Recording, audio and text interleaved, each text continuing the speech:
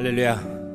오늘도 예배하는 자리에 나오신 여러분 모두를 주님의 이름으로 환영하고 축복합니다. 오늘 이 자리 가운데도 주님이 내려주시는 풍성한 은혜로 채워주시기를 축복합니다. 우리 시간 기쁘게, 내가 매일 기쁘게 순례의 길 행함은, 우리 찬양하면서 예배 자리로 나가도록 하겠습니다.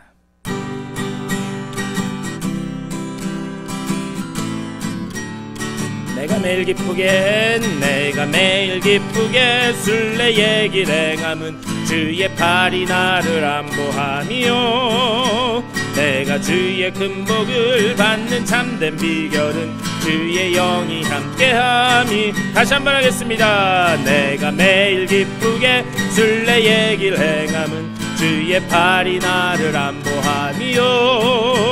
내가 주의 큰 복을 받는 참된 비결은 주의 영이 함께하. 성령이 계시네, 성령이 계시네, 할렐루야 함께 하시네. 좁은 길을 걸으며 밤낮 기뻐하는 것 주의 영이 함께 함이라. 손에 죄에 빠져서 평안함이 없을 때 예수 십자가의 공로 힘입어 그 발 아래 엎드려 참된 평화 얻음은 주의 영이 함께. 성령이 계시네, 성령이 계시네, 할렐루야 함께 하시네. 좁은 길을 걸으며 밤낮 기뻐하는 것 주의 영이 함께함이라. 나와 동행하시고 모든 염려하시니 나는 숲의 새와 같이 기쁘다. 내가 기쁜 마음으로 주의 뜻을 행함은 주의 영이 함께함이라. 성령이, 성령이 계시네, 할렐루야 함께 하시네. 좁은 길을 걸으며 밤낮 기뻐하는 것 주의 영이 함께함이라. 세상 모든 정욕과 나의 모든 욕망은 십자가에 이미 못을 박았네. 어두운 밤이 지나고 무거운 짐 벗으니 주의 영이 함께하. 성령이 계시네, 성령이 계시네, 할렐루야 함께 하시네. 좁은 길을 걸으며 밤낮 기뻐하는 것 주의 영이 함께함이. 성령이 계시네, 성령이 계시네, 할렐루야 함께 하시네. 좁은 길을 걸으며 밤낮 기뻐하는 것 주의 영이 함께함이라. 성령이, 성령이 계시네, 할렐루야 함께 하시네. 좁은 길을 걸으며 밤낮 기뻐하는 것 주의 영이 함께함이라. 아멘. 성령께서 우리와 함께 하시는 줄 믿습니다. 우리 빈들의 마른 풀같이 시들은 나의 영혼 찬양하겠습니다.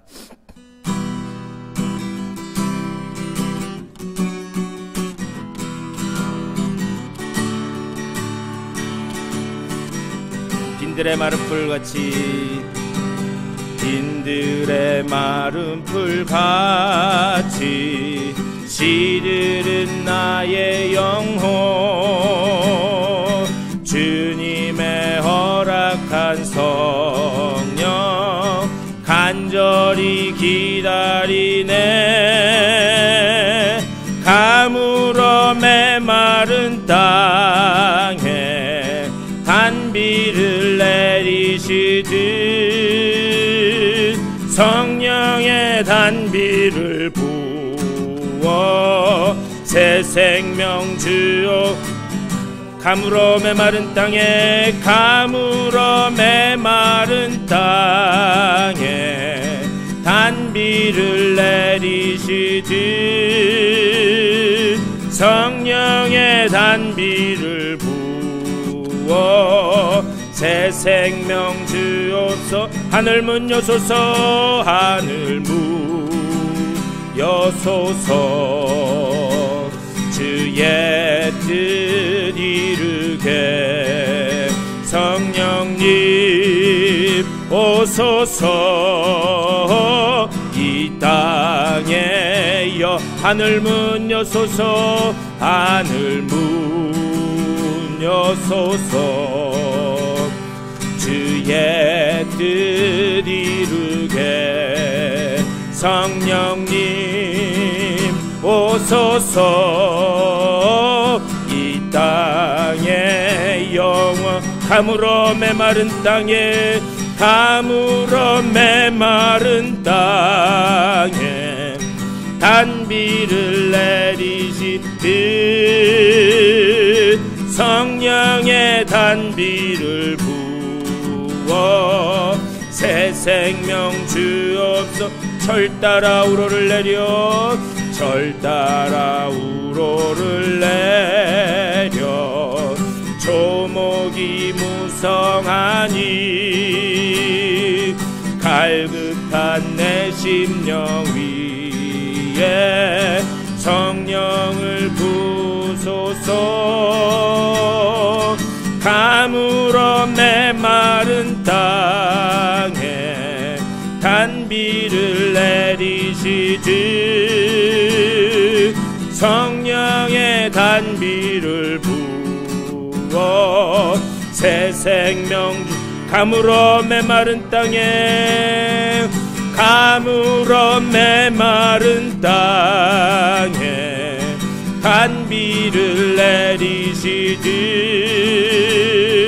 성령의 단비를 부어 새 생명 하늘 문 여소서 하늘 문 여소서. 주의 뜻 이루게 성령님 오소서. 이 땅에 하늘 문 여소서 하늘 문 여소서. 주의 뜻 이루게 성령님 오소서. 이 땅에 가물어 메마른 땅에 가물어 메마른 땅에 단비를 내리시듯 성령의 단비를 부어 새 생명 가물어 메마른 땅에 단비를 내리시듯 가물어 메마른 땅에 단비를 내리시듯 성령의 단비를 부어 새 생명. 우리 그대로 다같이 한 목소리로 기도하겠습니다. 기도하실 때에 주님 주의 성령의 단비를 우리의 메마른 심령 가운데 내려주시사 우리가 온전히 주님 앞에 새로운 생명을 맺고 그 기쁨과 감격을 가지고 주님 앞에 예배하는 복된 예배자리 될 수 있도록 인도하여 주시옵소서. 받을 은혜를 사모할 마음 가지고 다같이 한 목소리로 기도하며 나가겠습니다. 주님의 크신 사랑과 은혜를 감사드립니다. 아버지 오늘 이 아침에도 저희들 불러주셔서 주님 앞에 나와 예배하며 나아갈 수 있도록 아버지 인도하여 주시니 감사를 드립니다. 주의 그 은혜의 단비가 우리의 메마른 심령 가운데 임하게 하여 주시고 아버지 그 은혜의 단비 가운데 새로운 생명을 솟게 하여 주시며 그 기쁨과 감격을 가지고 주님 앞에 예배하는 복된 예배자리 될 수 있도록 주여 아버지 붙잡아 주시고 주님 인도하여 주시옵소서. 성령으로 이 자리에 임재하여 주시고 주님을 만나고 돌아가는 새로운 결심 있는 복된 예배자리 될 수 있도록 주여 아버지 붙잡아 주시고 주님 인도하여 주시옵소서. 주께 함께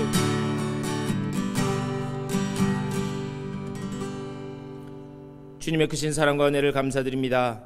일주일 동안 각자의 처소에 흩어져 있던 우리들 오늘 거룩하고 복된 주일 아침 주의 전으로 불러주시고 주님 앞에 예배하며 이 귀한 주일을 지키게 하시니 감사를 드립니다. 주님의 은혜의 단비를 우리의 심령 가운데 뿌려주시고 그 가운데 새로운 생명이 솟게 되어 그 새로운 생명 기쁨과 감격과 소망을 가지고 주님 앞에 예배하는 복된 예배자리 될 수 있도록 인도하여 주시옵소서.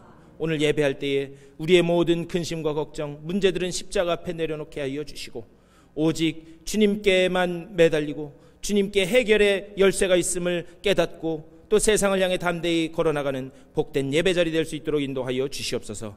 지금은 처음 시간이오니 마치는 시간까지 오직 주님 홀로 영광받아 주시옵소서. 감사드리 주 예수 그리스도의 이름으로 간절히 기도드리옵나이다. 아멘. 우리 다 같이 일어나셔서 찬송 8장 찬송하시겠습니다.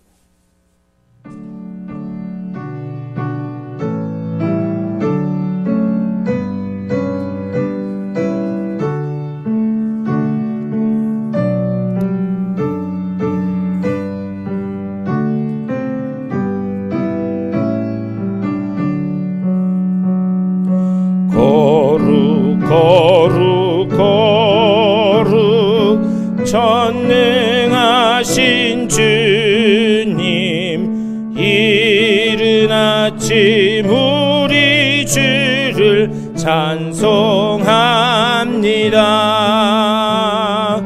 거룩 자비하신 주님, 성삼위일체 우리 주로다. 거룩 주의 보좌 앞에 모든 성도 면류관을 벗어드리네. 전군 천사 모두 주께 굴복하니 영원히 위에 계신 주로다.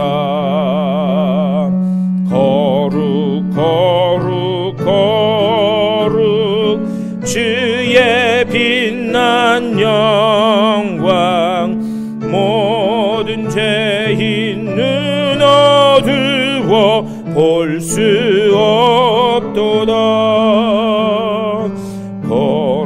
거룩하신 이가 주님밖에 없네. 온전히 전능하신 주로다. 거룩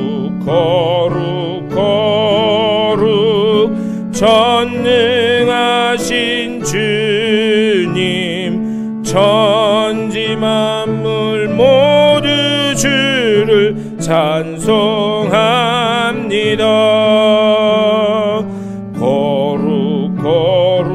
거룩 전능하신 주님, 성삼위일체 우리 주로다.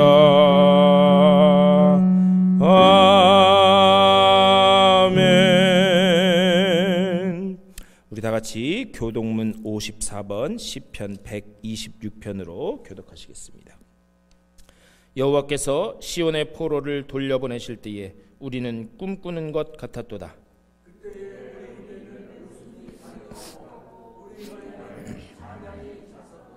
그때 문 나라 가운데서 말하기를 여호와께서 그들을 위하여 큰 일을 행하셨다 하였도다.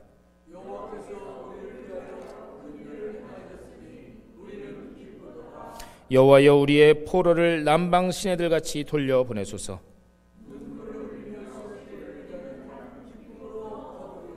다같이 울며 씨를 뿌리러 나가는 자는 다같이 기쁨으로 그 곡식단을 가지고 돌아오리로다. 아멘. 우리 사도신경으로 우리의 신앙을 고백하겠습니다. 전능하사 천지를 만드신 하나님 아버지를 내가 믿사오며 그 외아들 우리 주 예수 그리스도를 믿사오니 이는 성령으로 잉태하사 동정녀 마리아에게 낳으시고 본디오 빌라도에게 고난을 받으사 십자가에 못 박혀 죽으시고 장사한 지 사흘 만에 죽은 자 가운데서 다시 살아나시며 하늘에 오르사 전능하신 하나님 우편에 앉아 계시다가 저리로서 산자와 죽은 자를 심판하러 오시리라. 성령을 믿사오며 거룩한 공예와 성도가 서로 교통하는 것과 죄를 사하여 주시는 것과 몸이 다시 사는 것과 영원히 사는 것을 믿사옵나이다. 아멘.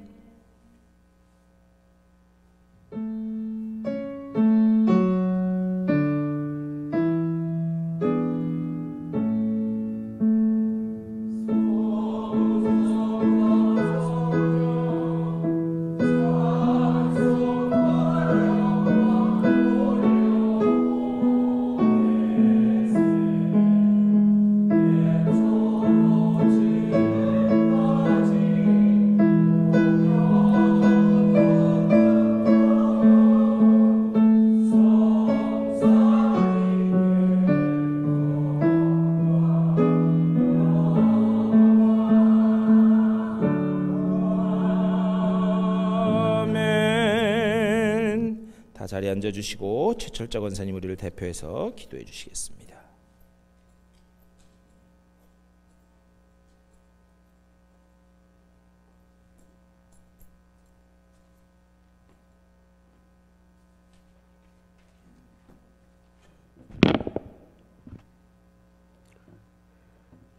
할렐루야. 하나님의 부르심을 이는 택한 백성들이 주님의 은혜 가운데 살게 하시고 하나님을 찬양하고 영광 올려드리도록 예배 자리로 인도하여 주심에 감사를 드립니다. 입술의 찬양과 함께 온 마음과 정성을 다하고 뜻을 다하여 경배와 찬양과 예배를 드리기를 원합니다. 하나님의 영광이 임하시고 불타는 성령님께서 우리 모두에게 임해서 회경을 부어주셔서 정결하고 정직한 영으로 새롭게 하시옵소서. 한 주간도 주님의 은혜 가운데 주님의 보호 아래 잘 지켜주심을 감사드립니다.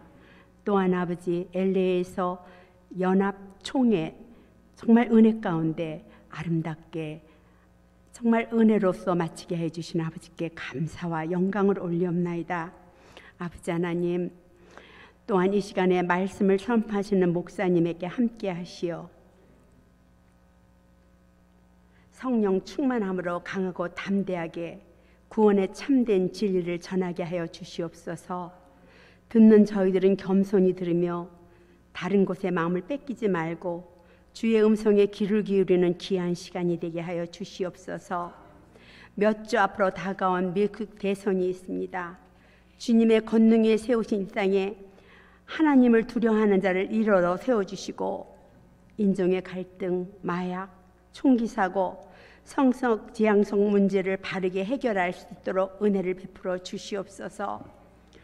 또한 외지에 나가 복음을 전하시는 선교사님들에게 성령의 충만함과 능력을 주시사 어떠한 환경과 악한 세력이 다가올지라도 결코 굴복하지 않고 오직 주님의 복음만을 전하실 수 있도록 모든 환경을 주관하여 주시옵소서.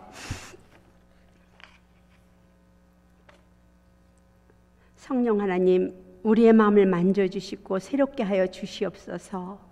주님께서 주시는 평강과 은혜가 임하여 항상 기뻐하고 범사에 감사가 넘치고 쉬지 말고 기도하며 하나님의 아름다운 교회가 이루어져 복을 누리는 연합감리교회 성도들이 되게 하여 주시옵소서.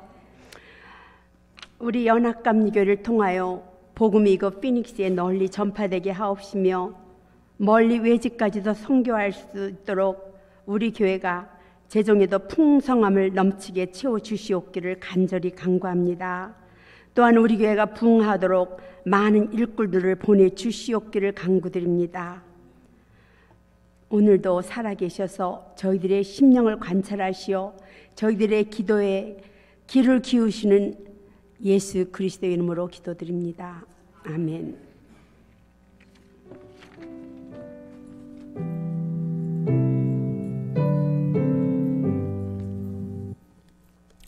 우리 찬송 한 장 더 하겠습니다. 341장 우리 다 같이 찬송하시겠습니다.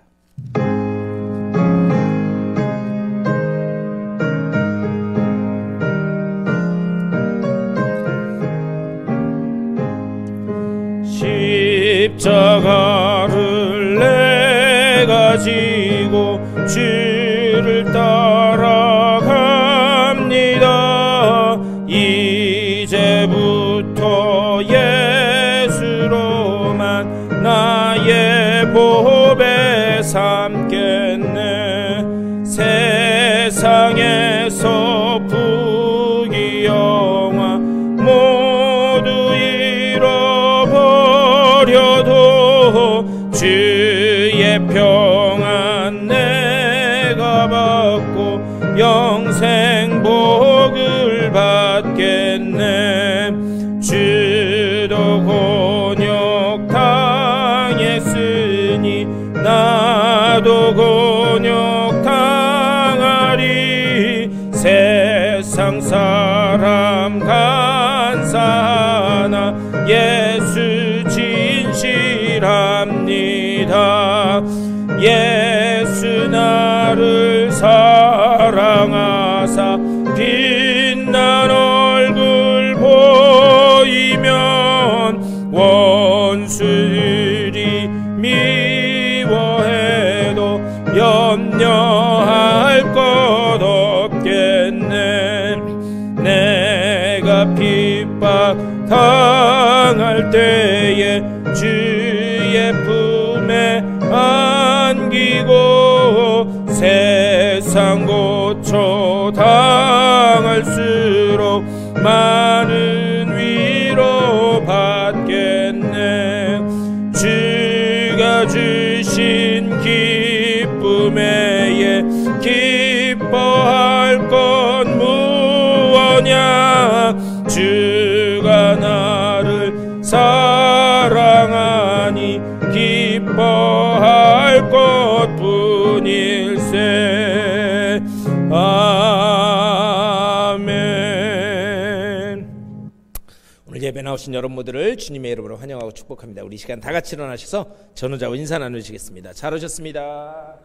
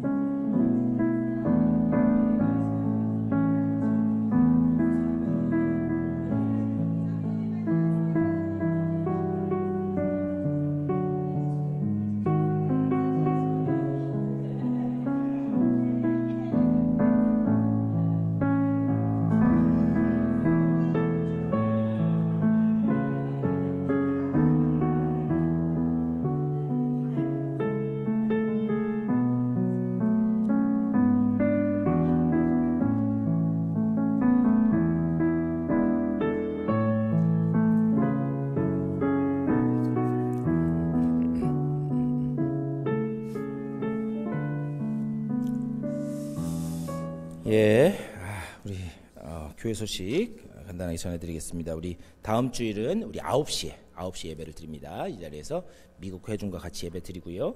그다음에 말씀은 제가 전할 거고, 그리고 그 예배 드린 후에 아마 무슨 평화를 위한 기도회 이런 것도 같이 미국 회중 하시는 것 같아요. 그래서 자리를 저쪽으로 옮기셔서 그래서 간단하게 우리 또 친교하면서 평화를 위한 기도회도 하고 그렇게 한다고 제가 연락을 받았습니다. 그러니까 기억하시고 다음 주에는 9시 반, 9시 반, 9시 반 아니야, 9시, 9시 반에 오시면 예배 중간쯤 제가 말씀 전할 때 오실 거니까 9시에 다음 주에는 예배를 드립니다. 그러니까 또 같이 주변에 영어가 편하신 분들 또 오시면 제가 한국말로 설교하긴 하지만 다 미국 분들도 알아들을 수 있게 준비를 하고 있으니까요. 그러니까 꼭 기억하시고 와주시길 부탁드리고요. 지난주에도 우리 말씀드렸는데 이번 주 금요일부터 주일까지 우리 십자가의 교회에서 교회 연합회 주간 가을 사경에 있습니다. 우리 박석현 목사님 강사신데요. 산호세 한인 장로교회 담임하고 계십니다. 좀 멀어서 너무 멀어서 오시라고 하기가 좀 그렇긴 한데 기도하시면서 은혜 받아야 되겠다 그 마음 가지고 참석해 주시기를 부탁드리겠습니다. 그리고 우리 강 권사님은 내일부터 또 한국 가시고 또 하시는데 우리 잘 다녀오실 수 있도록 기도해 주시고, 또 지금 디트로이트 가 계신 우리 제임스 집사님 또 전 집사님도 무사히 잘 돌아오실 수 있도록, 출타 중에 계신 분들 잘 돌아오실 수 있도록 그렇게 기도해 주시기를 부탁드립니다. 우리 하나님의 말씀 보시겠습니다. 우리 계속해서 이제 팔복 말씀 보는데요. 마태복음 5장 1절부터 10절까지의 말씀 우리 한 절씩 교독하시겠습니다. 예수께서 무리를 보시고 산에 올라가 앉으시니 제자들이 나온지라. 심령이 가난한 자는 복이 있나니 천국이 그들의 것이며, 온유한 자는 복이 있나니 그들이 땅을 기업으로 받을 것이며,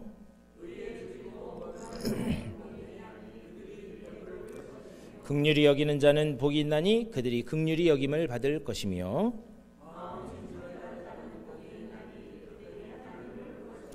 화평하게 하는 자는 복이 있나니 그들이 하나님의 아들이라 일컬음을 받을 것이며,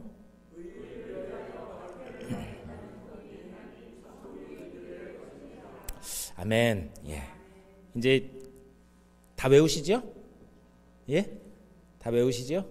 한번 그냥 보지 말고 한번 해볼까요? 우리 어제 뭐 먹었는지도 기억 안 나는데 계속해서 말씀을 읽으면 그 말씀이 우리에게 영양분이 되어서 우리 마음속에 심겨지고, 또 그것을 가지고 우리 붙잡고 기도하면 하나님께서 그 언약대로 이루어줄 줄 믿습니다.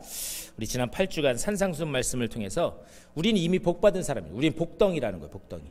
복받은 사람으로서 하나님과 어떤 관계 가운데 우리가 서 있어야 될 것인가, 그리고 그 하나님과의 관계를 기초로 우리가 이 세상을 사는 그리스도인으로서 이 세상에서 어떤 삶을 살아내야 될 것인가, 그것이 팔복의 핵심이다라고 그렇게 말씀을 드렸습니다. 오늘 마지막 시간이기 때문에 이제 정리하는 차원에서 첫 번째 복부터 7번째 복까지 간단하게 말씀드리면, 심령이 가난하다는 건 뭐냐? 심령이 가난하다는 거. 그거는 어떤 형편, 어떤 상황에서든지 고통과 환난 가운데 주님밖에 없어요. 주님만이 내 해결의 열쇠십니다. 저는 가난합니다. 저는 궁핍합니다. 이런 고백이 끊임없이 나오는 것, 그것이 심령이 가난한 상태이다라고 말씀을 드렸습니다. 또 애통하는 복이란 뭐냐? 지독한 슬픔과 고통 가운데, 그래서 제가 포로로 끌려갔던 이스라엘 백성들의 상황을 말씀드렸어요. 포로로 끌려갔기 때문에 그들의 첫 기도는 뭐였는가? 하나님, 저희 좀 구원해 주세요. 저희 좀 살려주세요. 그 기도였어요. 그런데 그 가운데서 그들이 깨달았던 건 뭐냐? 내가 지금 지독한 고통과 슬픔을 겪고 있지만 하나님은 우리를 홀로 내버려 두시지 않구나. 하나님은 여전히 우리와 함께 하시는구나. 하나님의 임재를 체험한 것, 그게 애통하는 자들에게 내려진 복이었다 말씀드렸어요. 그러니까 우리가 지금 고통과 환난을 겪고 있는 것 같아도 그 자리에 우리 홀로 울고 있는 것이 아니라 하나님은 여전히 그 자리에서 우리와 함께 우리의 손을 잡고 눈물 흘리고 계신다. 하나님이 함께 하시는구나. 이 은혜가 우리 가운데 임한다. 이게 애통하는 자의 복이다 말씀드렸어요. 온유한 자의 복이란 뭐냐? 어떠한 어려움과 환난 속에서도 내가 깨닫는 거예요. 내가 할 수 있는 게 아무것도 없구나. 내가 할 수 있는 게. 이 모든 것들, 이 상황을 극복할 수 있는 이 열쇠가, 힘이, 능력이 내게는 없구나. 이런 심령이 됩니다. 그리고 이런 사람은 당연히 하나님 앞에 이런 기도가 터져나올 수밖에 없어요. 하나님, 도와주세요. 아버지, 저 좀 도와주세요. 아버지밖에 없습니다. 결국 온유한 자의 복은 뭐냐? 내 소망을, 유일한 소망을 하나님 앞에 두는 것. 내 소망은 하나님밖에 없습니다. 소망을 하나님 앞에 두는 것, 이것이 바로 이 온유한 자의 복이다 말씀드렸어요. 또 의에 줄이고 목마른 자의 복이라는 건 뭐냐? 여기서 말하는 의는 뭐냐? 어떤 개념, 어떤 사상, 철학이 아니라 여기에서 의에 줄이는다고 할 때 그 의, 오직 그리스도만이 의다. 그러면서 제가 그 말씀 드렸습니다. 사람은요, 어떤 계획을 세우는데 내 환경이 허락하지 않아서, 내 능력이 안 돼서 이 자신의 계획을 구체적으로 실현하지 못하는 경우도 많이 있어요. 그런데 하나님은 어떤 분인가? 당신이 계획하시고 그 설정하신 그 모든 것들은 하나님은 반드시 그것을 구현해내는 분이라는 거예요. 그리고 그 계획을, 우리를 향한 구원 계획을 하나님께서 실제적으로 드러내셨는데 그분이 바로 그리스도시다. 그리고 그것이 가장 대표적으로 나타난 사건이 바로 십자가 사건이다, 이렇게 말씀드렸어요. 그러니까 의에 줄이고 목마른 자, 주님만이 내 소망이시고 주님만이 내 능력이십니다. 거기에 소망을 두는 그 사람은 온전히 배부름을 얻는다.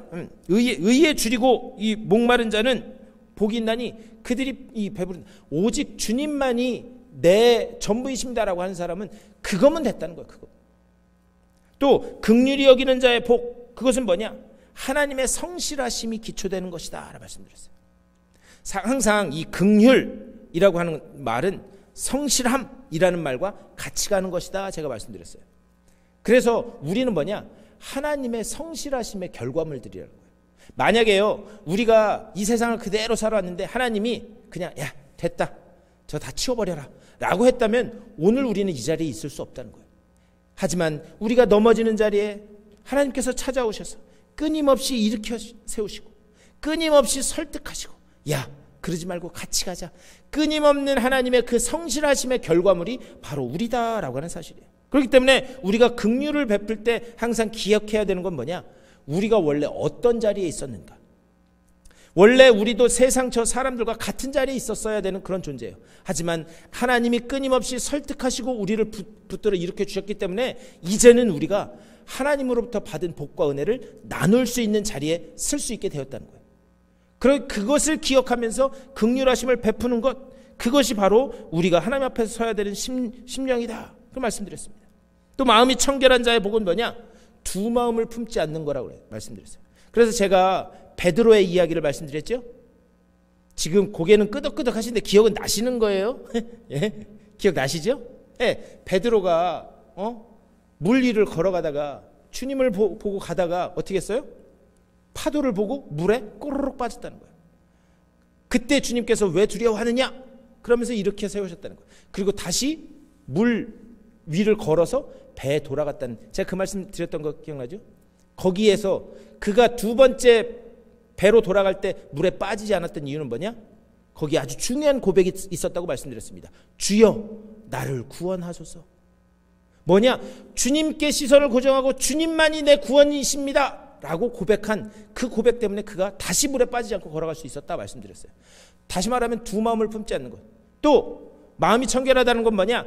예수 그리스도의 그 흘린 보혈의 피가 우리 마음에 뿌려져서 그래서 온전히 씻김 받은 그런 백성이 되었다는 거예요. 그리고 또 손이 깨끗한 것, 그것이 마음이 청결한 자의 복이다 말씀드렸어요.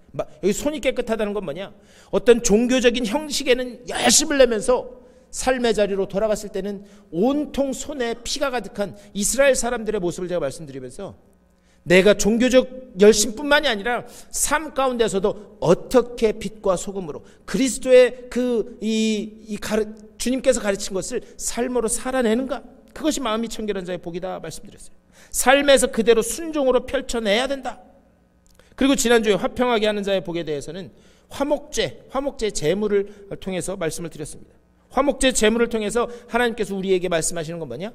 나눠 먹고 함께 먹어야 된다. 나눠 먹고 함께 먹어야 된다라는 거예요. 하나님이 함께 하시는 것을 가장 좋아하신다는 거예요. 그래서 하나님께서 아담을 창조하신 후에 혼자 있는 것을 하나님께서 좋지 않게 여기시고 어떻게 했어요? 하와를 하나님께서 창조해서 돕는 배필로 붙여주셨다는 거예요. 그래서 하나님의 은혜를 이 세상에서 구현해내라. 또 하나님께서는 세상을 창조하실 때도 어떻게 했는가?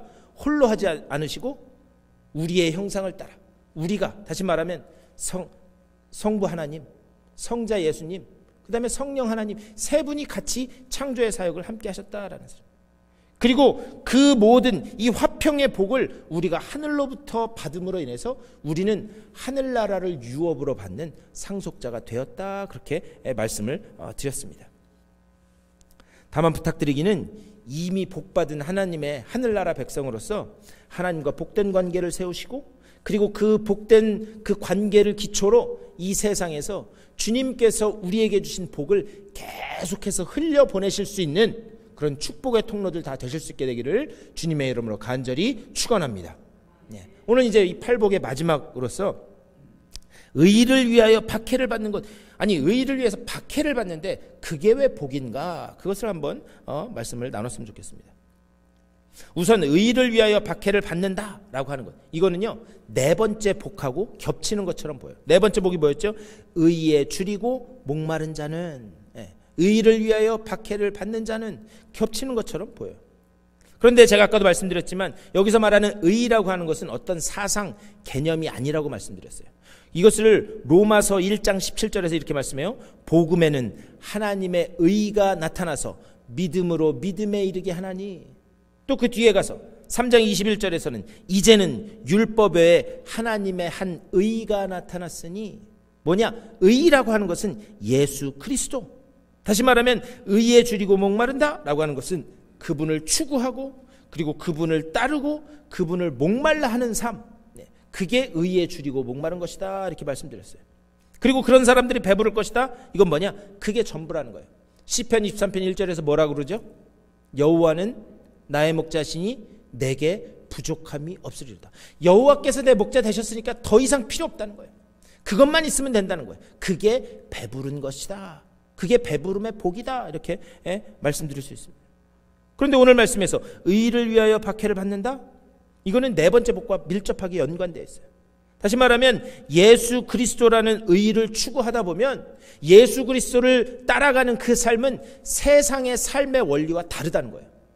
세상의 삶의 원리가 다르기 때문에, 그렇기 때문에 그러다 보면 자연적으로 현실적으로 세상과 부딪히는 일이 벌어질 수밖에 없다라는 사실입니다.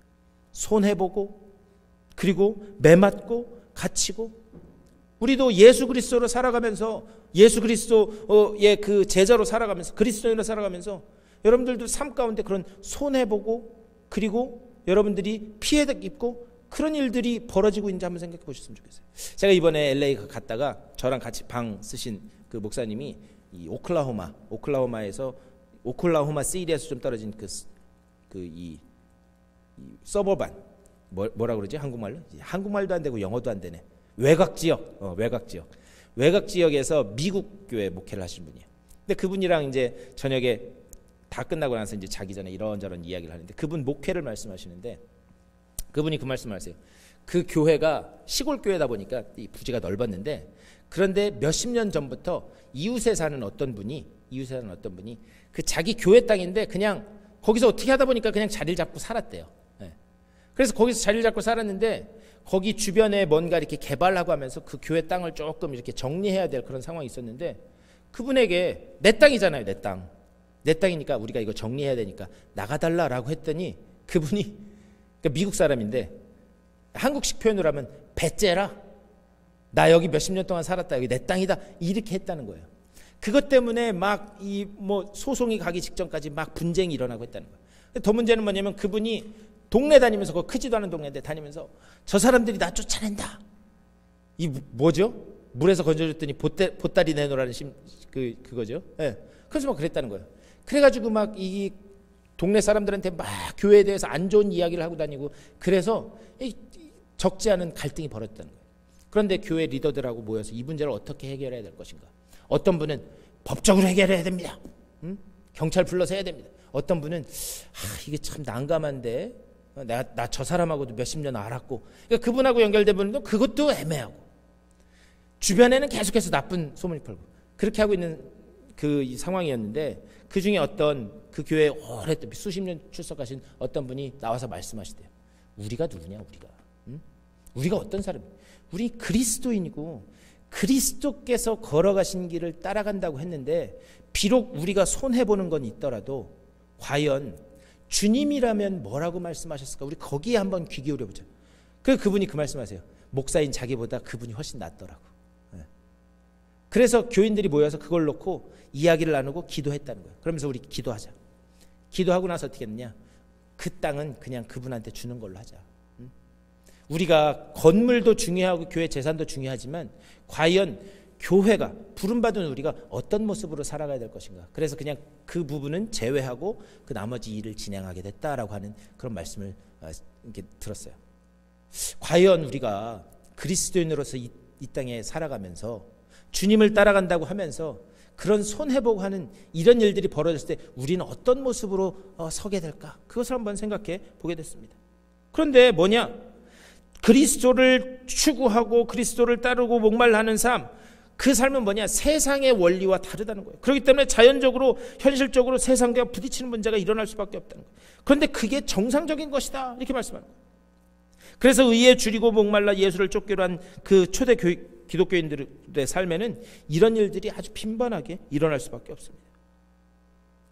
그렇다면 주님께서 팔복의 마지막을 마치시면서 왜 의를 위하여 박해를 받는 것이 복이냐? 왜 이 말씀을 하셨을까? 그리고 오늘날 이 말씀이 우리에게 하시는 말씀은 뭔가? 사실 오늘날 우리는 무슨 중동의 일부 국가나 공산주의 국가 말고는 이런 외부적인 박해가 가해지는 그런 경우가 없습니다. 그럼에도 불구하고 오늘 이 말씀을 우리가 어떤 모습으로 받아들여야 되는가? 그것을 한번 생각해 봤으면 좋겠어요. 우선 의를 위하여 박해를 받는 자는 복이 있나니 천국이 그들의 것임이라. 근데 원문에는 어떻게 되어 있냐면요, 의를 위하여 박해를 받는 자는 복이 있나니 이미 그들은 천국을 소유한 자로서 증명된다 이렇게 말씀하셨어요. 다시 한번, 의를 위하여 박해를 받는 자는 복이 있나니 이미 그들은 천국을 소유한 자로서 증명된다. 이게 무슨 말이냐? 내가 그리스도를 쫓기로 결심하고 나섰으면 내가 삶 속에서 일어나는 어떤 여러 가지 고난들이 있는데 이것은 무엇을 방증하는 거냐? 아, 내가 천국 백성 되었구나. 내가 천국 백성이 되었기 때문에 이런 고난을 받을 수밖에 없구나. 이것의 반증이다라는 그런 이야기예요. 예수를 믿는다고 하는 것이 무슨 그 길 끝에는 뭐 황금성이 있고 그 가는 길은 금길이 깔려지고 그게 아니라는 거예요. 예수를 따르는 삶은 당연히 고통스러울 수밖에 없고 고난스러울 수밖에 없다라고 하는 그런 사실입니다. 그런데 놀라운 것은 뭐냐? 여기에 놀라운 은혜가 숨겨져 있다라는 사실이에요. 여러분, 마태복음 끝이 어떻게 끝나는지 아세요? 마태복음 끝이? 마태복음 28장 끝에 내가 세상 끝날까지 항상 너희와 함께 있으리라. 우리 주님은 어떤 분이냐? 고난의 길을 갈 때 그래 혼자서 한번 잘 이겨서 헤쳐나가봐, 그런 분이 아니라는 거예요. 내가 어떤 자리에 있든지 간에 세상 끝날까지, 그리고 잠시 한눈을 파는 것이 아니라 항상 너희와 함께 있으리라. 믿습니까? 네. 우리 주님은 우리와 함께 하신다는 거예요. 그렇기 때문에 주 예수와 동행하니 그 어디나 하늘나라. 하늘나라가 어디예요? 주님과 함께 있으면 그곳이 바로 하나님의 나라 천국인 줄 믿습니다. 네, 우리와 함께 해주신다는 거예요. 그렇다면 초기 기독교인들은 왜 그렇게까지 박해를 받았는가? 당시 그리스도인들이 가지고 있었던 별명이 있어요. 그러니까 별명은 자기가 붙이는 거예요? 주변 사람이 붙여주는 거예요? 그렇죠. 주변 사람이 붙여주는 거잖아요.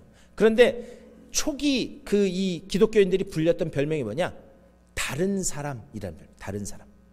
이거를 좀 더 심하게 이야기하면 이상한 사람. 그게 뭐냐? 아, 저 사람들은 우리랑 이 세상을 살아가는 원리가 다르구나. 네. 근데 그거를 약간 비꼬듯이 이야기해서 뭐냐? 아, 이상한 사람들이네. 아니 뭐 잘났다고 저렇게 유별나게 저렇게 하고 살아가? 이것이 당시 초기 기독교인들이 가지고, 그리스도인들이 가지고 있었던 별명입니다. 여러분들 혹시 예수 믿는다는 것 때문에 이렇게 불려본 적 있으세요? 저 사람 예수 믿는다고 그러는데 저 사람 참 다르네 우리랑. 있으세요? 여러분, 우리 감리교회잖아요. 우리 감리교인이잖아요. 감리교인. 이 감리교회를 영어로 뭐라 그러냐? 메서디스트라고 그래요. 메서디스트. 그럼 이 이름은 왜 붙여졌냐면, 메서디스트는 요한 웨슬레 목사님의 이 신학을 따라서 감리교 이 부흥 운동이 막 일어납니다. 그리고 감리교 부흥 운동을 따라서 초기 감리교인들은 어떻게 했느냐? 초기 감리교인들은 철저하게 말씀을 따라서 원리 원칙적으로 살아갔어요. 그래서 주변에 있던 사람들이 그 초기 감리교인들을 보면서 아, 저 사람들은 원리와 원칙으로 살아가는 사람들이야. 메소디스트야. 원리 원칙대로 살아가는 사람들이야. 그래서 붙여진 이름이 메소디스트예요. 그러니까요, 우리의 삶을 통해서 다른 사람들이 우리를 다르게 봤다라고 하는 사실입니다. 저는요, 여러분들도 아, 저 사람은 예수 믿는 사람으로서, 특별히 아리조나 한인연합감리교회 다닌 사람으로서 다른 사람들하고 달라, 이렇게 불리실 수 있게 되기를 간절히 축복합니다. 그러니까 유별난 게 아니라 아, 저 사람은 역시 다르구나.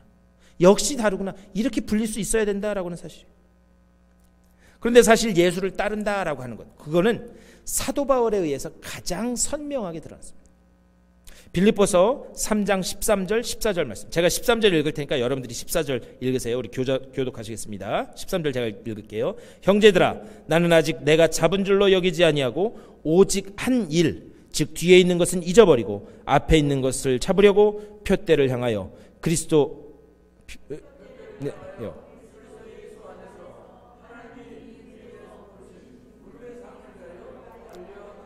예, 아멘, 아멘. 우리가 잘 아는 말씀이에요.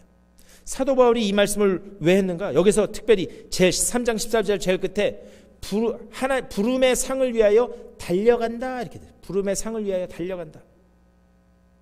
그런데요, 여기서 이 달려간다, 옛날 성경에는 쫓아간다라고 되어 있는데, 이 쫓아간다라고 하는 말은 원래 이 스포츠에서 나온 용어예요. 고대 스포츠 경기에서 나온 이야기입니다.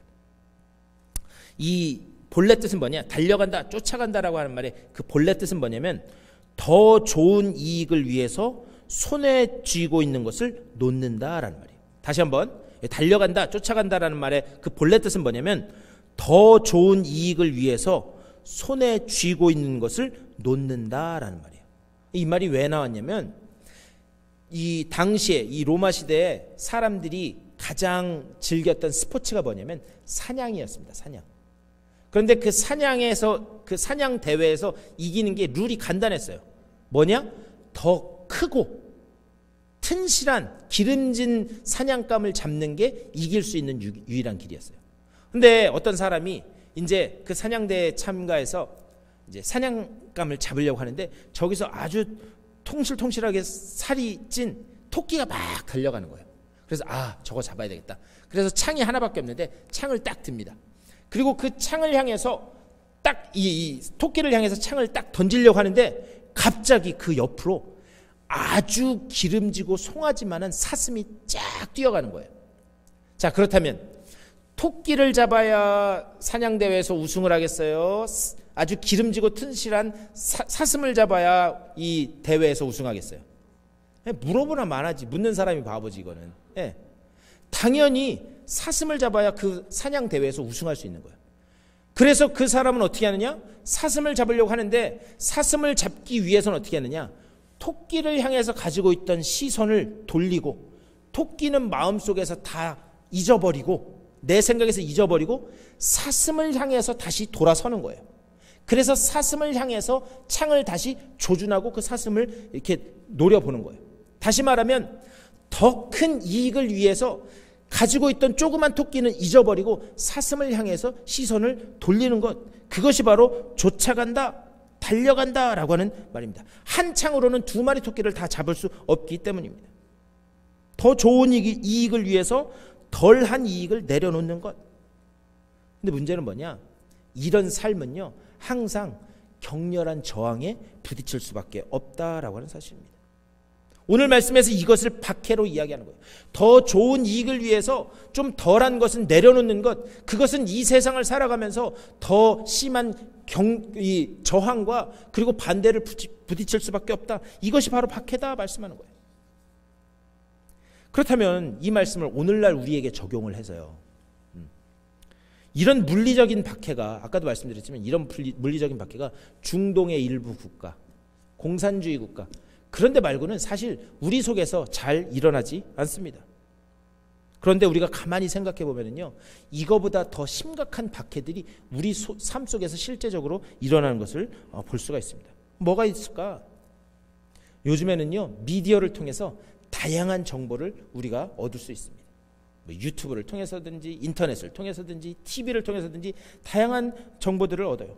그런데 너무나 다양한 정보를 얻다 보니 이게 사실인지 아닌지, 진짜인지 가짜인지 잘 구별도 되지 않을 뿐더러 무엇이 적군인지 무엇이 아군인지가 구분이 안 되는 거예요. 사실 이게 사탄의 교묘한 이런 계략입니다. 뭐냐? 옛날에 박해가 있을 때는요, 누가 우리 동지인지 아군인지 누가 적군인지 이게 분명히 구별이 됐었습니다. 그런데 지금은 그런 구분이 선명하게 안 된다는 거예요.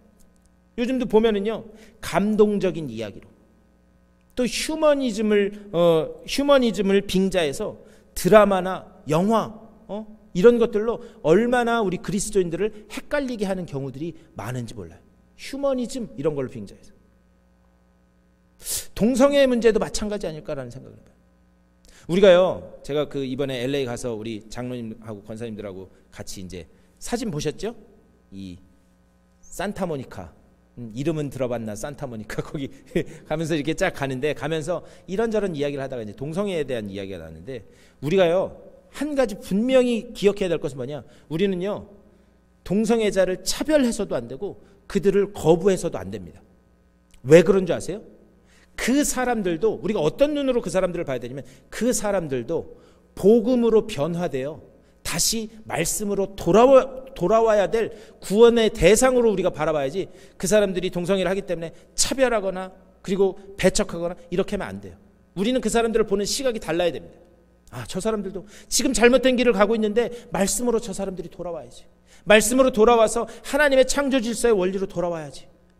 우리는 그런 눈으로 그들을 바라봐야 돼요. 그리고 그들을 안타깝게 여겨야 됩니다.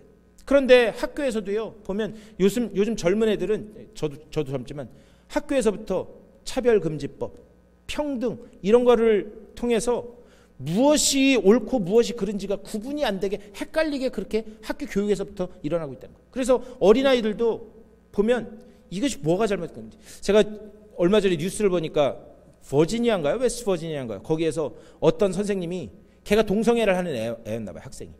그런데 걔가 남자애였는데 걔를 히라고 불렀다고 그걸 가지고 소송을 했어요. 이게 말이나 되는 거예요? 히라고 불렀다고, 자기를 쉬라고 안 불렀다고. 이런 말도 안 되는 일들이 벌어지고 있다라고 하는 사실입니다. 무엇이 옳고 그른지 구별하지 못하도록 있다는 거예요. 교회도 마찬가지예요.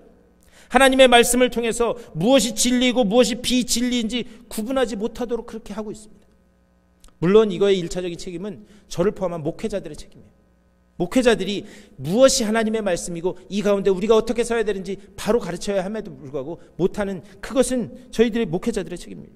하지만 여전히 많은 그리스도인들이 상황 논리에 빠져서, 그래서 이 상황에는, 그리고 이러한 환경에서는 하나님의 말씀이 절대 진리이고 하나님의 말씀이 유일한 우리의 삶의 기준이라고 한다면 그것은 상황에 휘둘려서는 안 된다는 거예요. 과연 거기에 우리는 자유로울 수 있는, 이 책임에서 자유로울 수 있는 사람이 몇이나 될까 한번 생각을 해봅니다. 물론 물리적인 박해도 매우 가혹한 박해이지만 이것 못지않게 어려운 박해 중에 하나가 뭐냐? 무엇이 진리이고 무엇이 비진리인지 오늘날의 이 상황 속에서 우리가 헷갈리고 있다. 이것이 어려운 박해 중에 하나입니다. 하지만 그럼에도 불구하고 우리는 무엇이 본질이고 무엇이 그리스도를 쫓는 삶이고 그리스도를 쫓기로 했을 때 우리가 어떤 손해와 어려움을 각오해야 하는가, 이것을 우리가 다시 한번 가슴 깊이 생각해 봐야 될 줄 믿습니다. 우리는요, 예수를 쫓기로 작정하고 나선 사람들이에요. 믿으세요? 여러분, 저뿐만이 아니라 여러분, 우리 모든 그리스도인들은 예수를 쫓기로 작정하고 나선 사람들입니다. 그렇기 때문에 이러한 상황 속에서 우리가 예수를 쫓기로 했을 때 우리가 어떤 손해와 어려움을 각오해야 되는가, 우리가 반드시 생각해 봐야 될 문제입니다. 오늘날의 박해라고 하는 것은 어떤 외부에서 나에게 가해지는 그런 압박을 이겨내는 그런 싸움이라기보다는 기본적으로 비틀려지고 악이 득세하는 이 세상 가운데 내가 어떤 존재로 설 것인가, 그것의 싸움인 줄 믿습니다. 악이 득세하고 비틀려지고 구조적으로 환경적으로 어두워져가는 이 세상 속에서 내가 어떤 존재로 살아내야 하는가, 이것이 바로 우리 그리스도인들이 반드시 한번 생각해보고 결정해야 될 문제다라고 하는 사실입니다. 내가 그리스도인으로서 어떤 존재로 살아가야 할 것인가, 이것에 대한 싸움이다라는 사실. 그래서 로마서 12장 2절에서 이렇게 말씀합니다. 우리 다 같이 한번 읽어볼까요? 로마서 12장 2절 시작. 너희는 이 세대를 본받지 말고 오직 마음을 새롭게 함으로 변화를 받아 하나님의 선하시고 기뻐하시고 온전하신 뜻이 무엇인지 분별하도록 하라. 아멘. 아멘.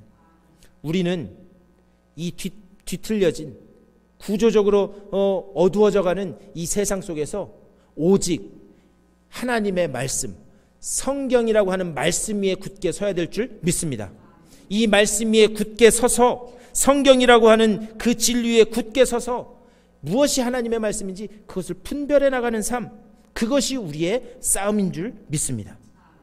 다만 부탁드리기는요, 이 비틀리고 왜곡된 세상 속에서 주님의 가신 길을 담대히 걸어나가실 수 있는 여러분 되시기를 주님의 이름으로 간절히 축원합니다.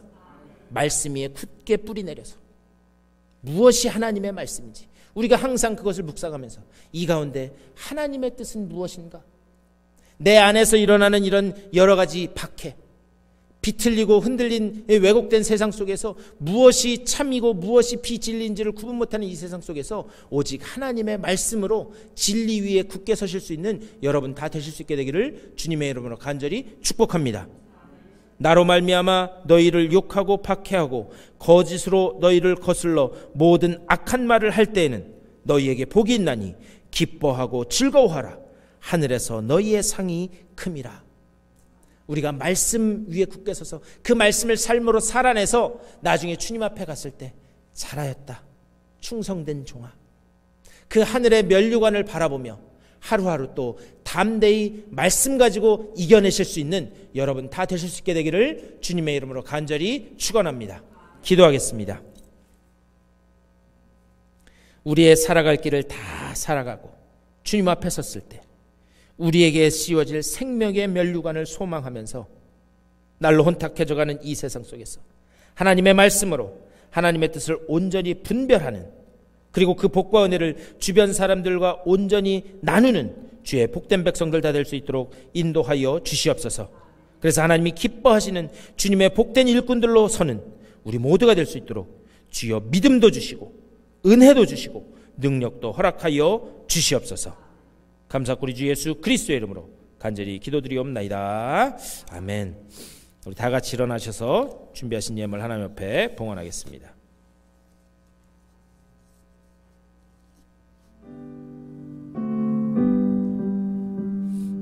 나의 생명 드리니 주여 받아주셔서 세상 살아갈 동안 찬송하게 하소서. 나의 복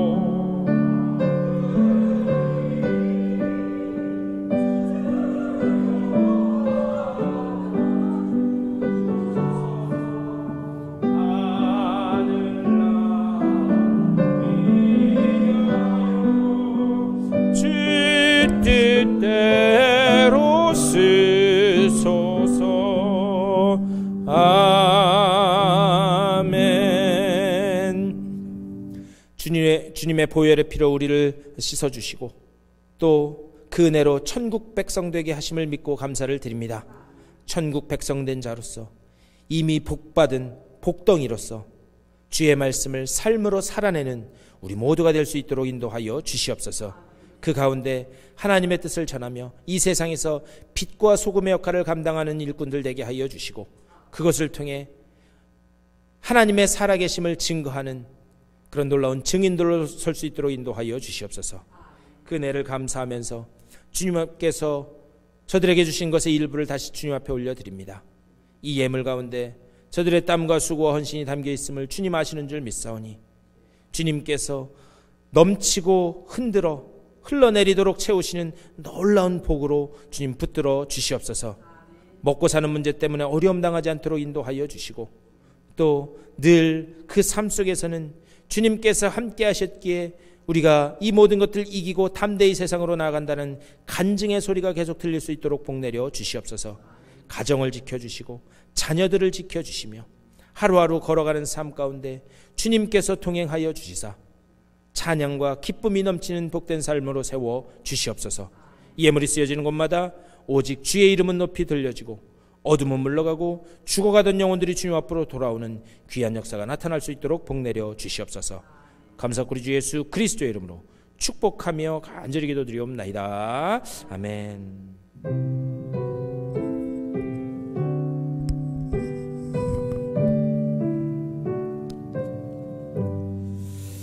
우리 일어서신 채로 344장 힘차게 부르시고 축도로 예배 마치겠습니다.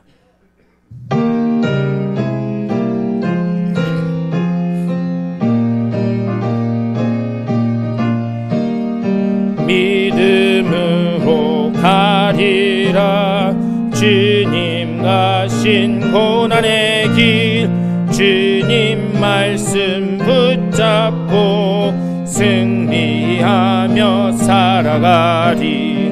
주님 앞에 나아가 무릎 꿇어 간구하고 겸손하게 주님 섬겨 새 힘을 얻으리라.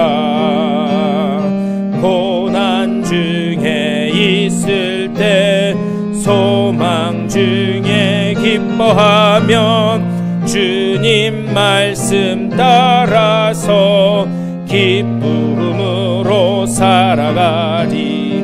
주님 앞에 나아가 무릎 꿇어 간구하고 겸손하게 주님 섬겨 새 힘을 얻으리라. 악한 세력에 워싸 큰 고난이 닥쳐와도 주님 말씀 붙잡고 권능으로 물리치리. 주님 앞에 나아가 무릎 꿇어 간구하고 겸손하게 주님 섬겨 새 힘을 얻으리라. 너희는 이 세대를 본받지 말고 오직 마음을 새롭게 함으로 변화를 받아 하나님의 선하시고 기뻐하시고 온전하신 뜻이 무엇인지 분별하도록 하라. 오직 이 날로 어두워져가는 세상 속에서 주의 말씀을 가지고 온전히 분별할 수 있는 은혜를 허락하여 주시옵소서. 우리에게 지혜도 허락하여 주시고 능력도 허락하여 주셔서 오직 말씀의 진리 위에 굳게서 하루하루 주의 말씀을 살아내는 복된 백성들 다 되게 하여 주시옵소서. 그리하여 날로 혼탁해져가는 이 세상 가운데 우리에게 씌워질 생명의 면류관을 소망하고 하나님의 뜻을 온전히 이 땅에 이루어가는 주님의 복된 백성들, 빛과 소금의 역할을 온전히 감당하는 주의 일꾼들 다 되게 하여 주시옵소서. 이 믿음 가지고 또 새롭게 허락될 일주일간의 삶을 향해 세상을 향해 걸어나가는 주님의 사랑하는 권속들의 삶 가운데 우리 구주 예수 그리스도의 크고 놀라우신 은혜와 하나님 아버지의 극진하신 사랑하심과 성령의 감동하시고 역사하시고 지키시고 보호하시는 그 은총이 저들의 삶 가운데, 가정과 자녀들 가운데, 되어지는 모든 일들 가운데 이제로부터 영원토록 함께 하시기를 간절히 축원하옵나이다.